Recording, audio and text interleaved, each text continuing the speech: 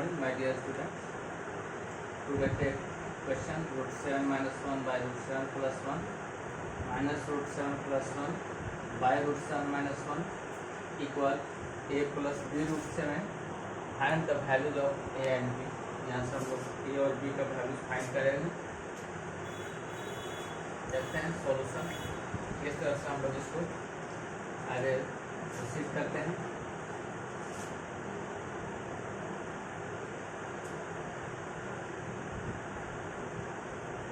root 7 minus 1 by root 7 plus 1 minus root 7 plus 1 by root 7 minus 1 equal a plus b root 7.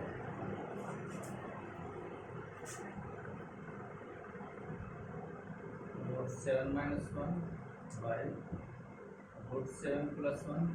root 7 plus 1 का convert होता है root 7 minus 1. इससे हम लोग numerator और denominator को मल्टीप्लाई कर देंगे.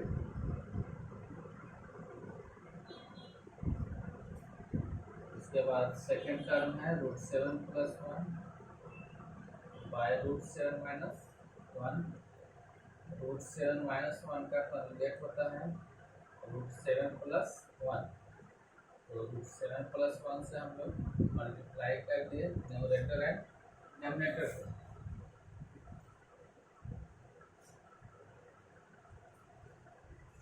तो ब्रैकेट में लिख देते हैं मल्टीप्लाइंग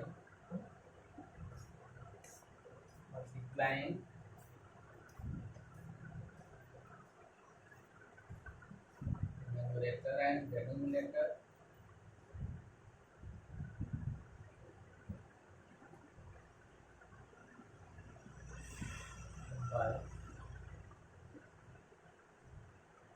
conjugate of denominators. जो भी conjugate है डिनोमिनेटर के उससे हम लोग मल्टीप्लाई कर दिए हैं. अब इसको हम लोग सिंप्लीफाई करते हैं. तो root 7 minus 1 into root 7 minus 1 है तो रूट 7 माइनस 1 के होल स्क्वायर हो गया by A plus B. A minus B तो A plus B into A minus B formula बराबर होता है A square minus B square. इस पर हम लोग इसको ले जाते हैं तो रूट 7 का स्क्वायर माइनस 1 का स्क्वायर माइनस यह है root 7 plus 1 whole square by यहाँ पे आपका रूट 7 का स्क्वायर माइनस 1 का स्क्वायर हो जाएगा.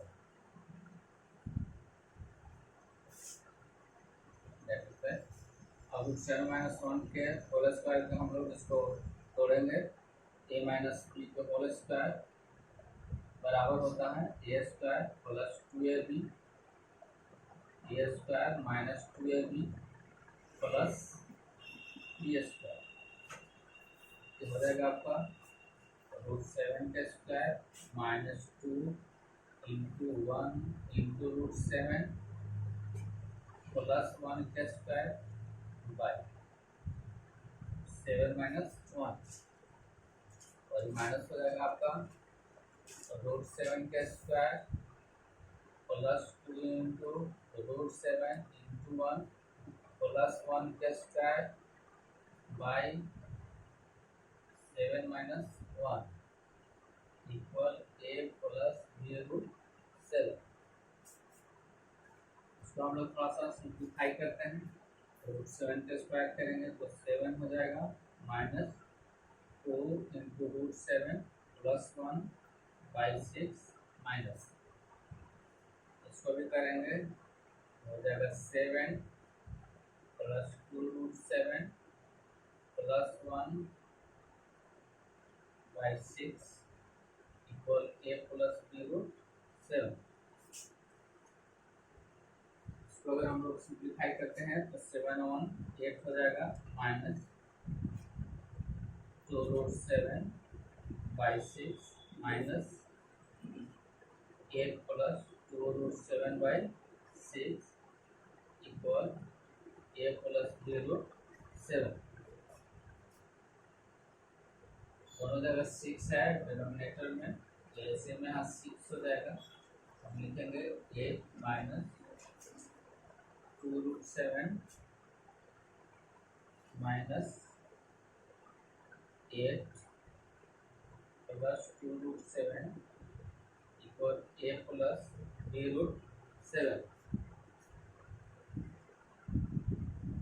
जगह 8 माइनस 2√7 माइनस 8 माइनस 2√7 बाई 6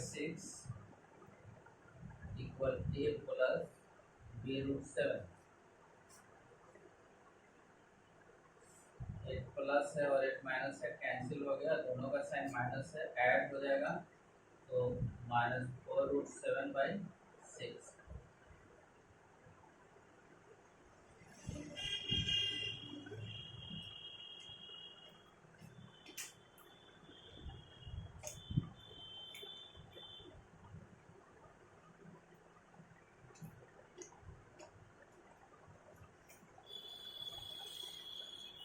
इसको हम लोग एडजस्ट करते हैं, तो लिख सकते हैं 0 प्लस यहाँ पर कट जाएगा, 2 हो जाएगा और 3 हो जाएगा, तो लिख सकते हैं -2/3 √7 equal a plus b√7, equating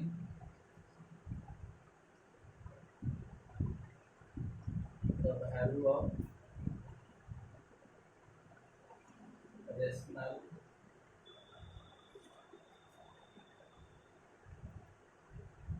and irrational part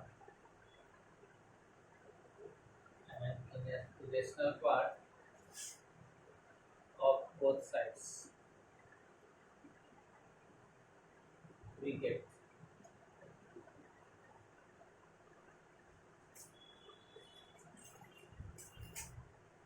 check करते हैं, यहाँ पर देख रहे हैं कि 0 है, यहाँ a दिखाई दे रहा है, यहाँ -2/3√7 दिखाई दे रहा है, मतलब a के स्थान पर 0 है, इसका मतलब हो गया कि a इक्वल 0। इधर √7 है, यहाँ पे √7 दिखाई दे रहा है, यहाँ पर b है, b की जगह पे यहाँ -2/3 दिखाई दे रहा है, इसलिए b का वैल्यू हो गया -2/3 एंड बोथ का आंसर ऑफ दिस क्वेश्चन।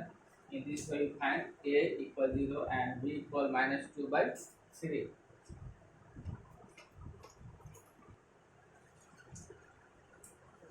भाई 5 है, इस टाइप का क्वेश्चन जो रहता है, problem based on simplifying a number of the form n to the power n√a, that is a to the power 1/n। अगर इस फॉर्म में अगर कोई प्रॉब्लम है तो उसको हम लोग इस प्रकार से सिंप्लीफाई करते हैं। तो यहाँ पर देख रहे हैं कि n√a अगर दिया हुआ है तो इसको हम लोग लिखते हैं a to the power 1/n। इस तरह के क्वेश्चन को सिंप्लीफाई करने के लिए, हल करने के लिए हम लोग कुछ वर्किंग रूल देखते हैं और इस वर्किंग रूल के आधार पर उसको हम लोग सॉल्व करने का प्रयास करेंगे। अतः find the factor of a, find the factor of a का फैक्टर फाइंड करने के लिए कह रहा है which is nth power of a positive rational number, जिसका nth पावर कहता है find the factor of a, एक वैसा फैक्टर फाइंड कीजिए which is nth power of a positive rational number, जिसका nth पावर। उस फैक्टर में अगर किसी का nth पावर हो तो कहता है उस फैक्टर को क्या करना है, फाइंड करना, पता करना। सेकंड कहता है right a in the form b to the power nc, इस फॉर्म में उसको कहता है कि लिख लीजिए b to the power nc के फॉर्म में उसको कहता है कि लिख लीजिए where c is not the nth power, जहाँ c का कोई nth पावर नहीं है और फिर रेशनल नंबर। आपको 3 से एक्सप्लेन हो जाएगा। अगर n√a बराबर b to the power n और c to the power 1/n है तो इसको अगर हम लोग थोड़ा सिंप्लीफाई करके देखते हैं तो इस तरह से हल होता है b to the power n पर पावर 1/n लिख सकते हैं और c to the power 1/n लिख सकते हैं।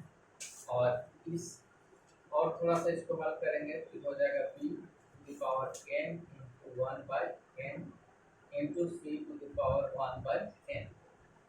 और इसको थोड़ा सा हल करेंगे तो ये n आपका कैंसिल हो जाएगा और इसको हम लोग लिख सकते हैं n रूट c। तो इस प्रकार से इसको हम लोग क्या कर सकते हैं, सिंप्लीफाई करते हैं और कहता है कि अगर क्वेश्चन n रूट k का कोई मिलता है तो इस रूप में हम लोग उसको लाएंगे, लाने का उसका प्रयास करेंगे।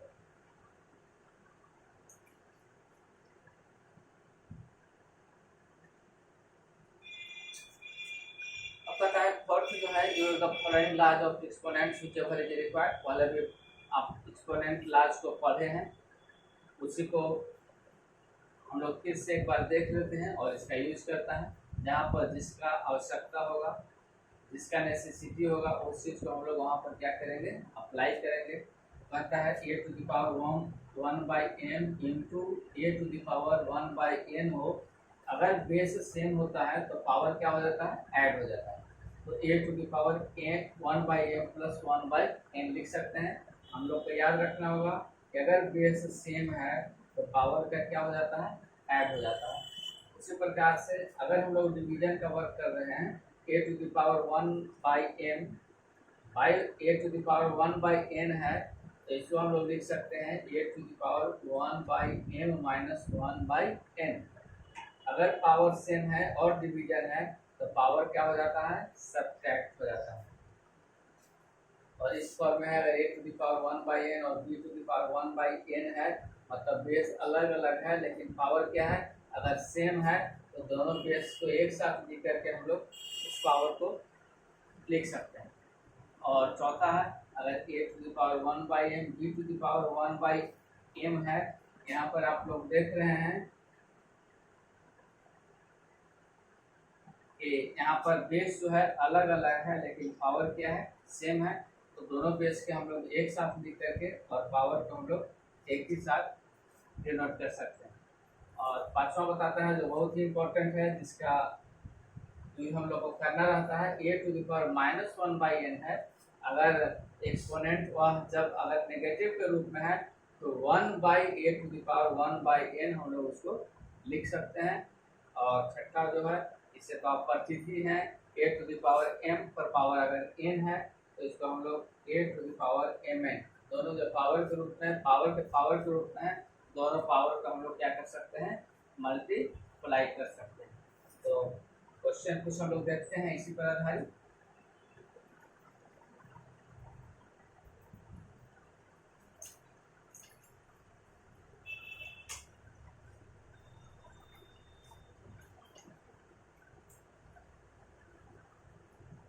क्वेश्चन है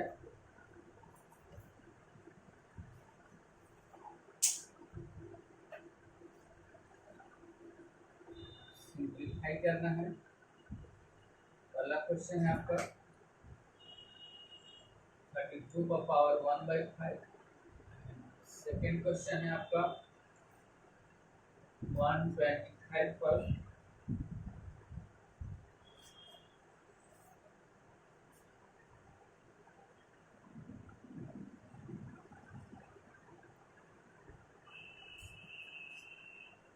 1/,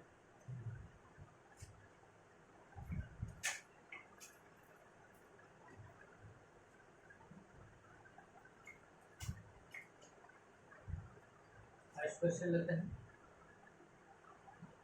32 का पावर 1/5। 32 को अगर हम लोग प्राइम फैक्टराइजेशन करेंगे तो 16 हो जाएगा, 8 हो जाएगा, 4 हो जाएगा, 2 हो जाएगा। तो 32 पे लिख सकते हैं 2 इंटू 2 इंटू 2 इंटू 2 इंटू 2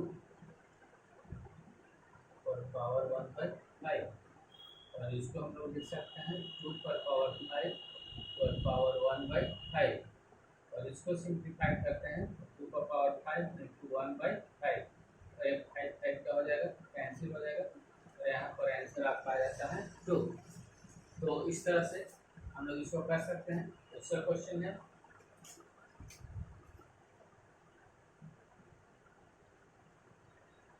125 पर पावर है 1/3, तो 125 पर प्राइम फैक्टराइजेशन करेंगे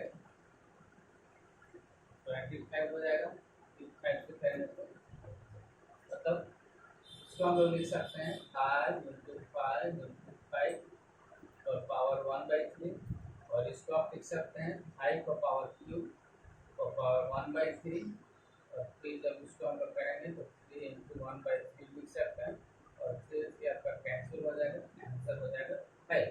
तो इस प्रकार हम लोग क्या कर सकते हैं, सिंप्लीफाई कर सकते हैं क्वेश्चन को, सिंप्लीफाई करते हैं। फर्स्ट कहते हैं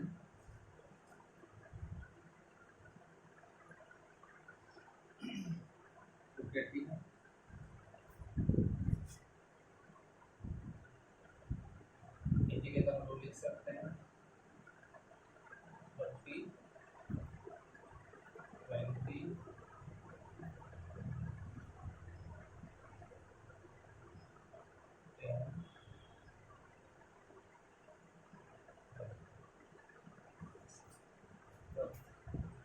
इसके बराबर हम लोग लिख सकते हैं 2 × 2 × 2 × 2 × 5 और हो जाएगा 2 का पावर 2 × 2 का पावर 2 × 5। इसको हम लोग लिख सकते हैं 2 × 2√5 मतलब 4√। तो इस तरह से इसको हम लोग क्या कर सकते हैं, सिंप्लीफाई कर सकते हैं, तो 80 के जगह पर 4 आज हम लोग लिख सकते हैं।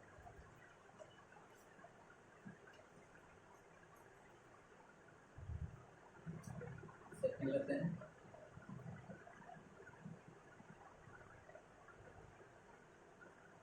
इसको हम लोग प्राइम फैक्टराइजेशन कर लेते हैं।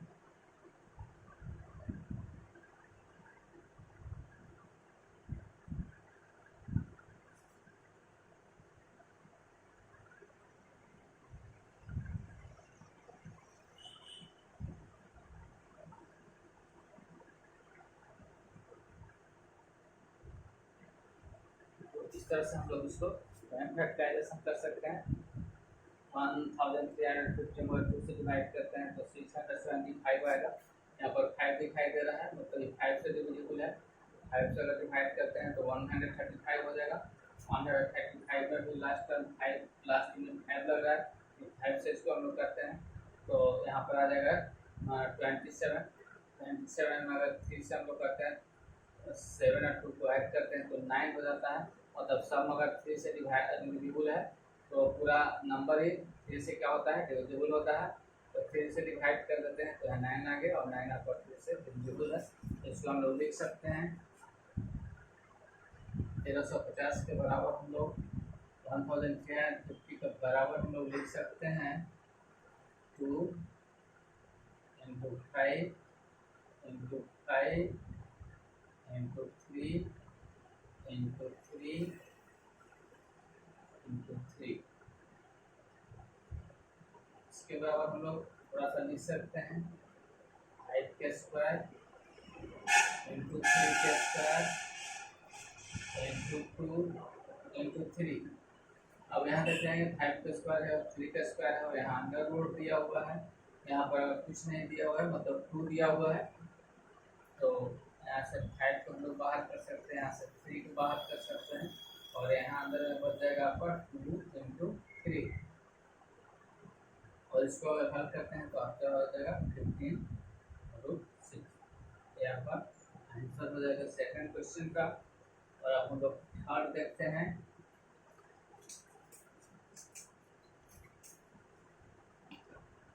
छोटा छोटा क्वेश्चन है। थर्ड क्वेश्चन लेते हैं 8/27 पर पावर आपका दिखाई दे रहा है 2/3, तो इसको हम लोग लिख सकते हैं 8 को लिख सकते हैं 2 × 2 × 2 और 27 के लिख सकते हैं 3 × 3 × 3 पर पावर 2/3। मतलब हो जाएगा, यहाँ पर आप लिख सकते हैं 2 और बाई 3 पर पावर 2/3, और इसको लिख सकते हैं आप 2/3 पर पावर 3 इंटू 2/3, 3 आपका कैंसिल हो जाएगा, मतलब 2/3 पर पावर हो जाएगा 2, मतलब हो गया 4/9। ये आपका क्या हो सकता है, आंसर हो सकता है। तो इस प्रकार से उस फार्मूला का, एक्सपोनेंट के फार्मूला का उपयोग करके हम लोग इसको हल कर सकते हैं। Thank you.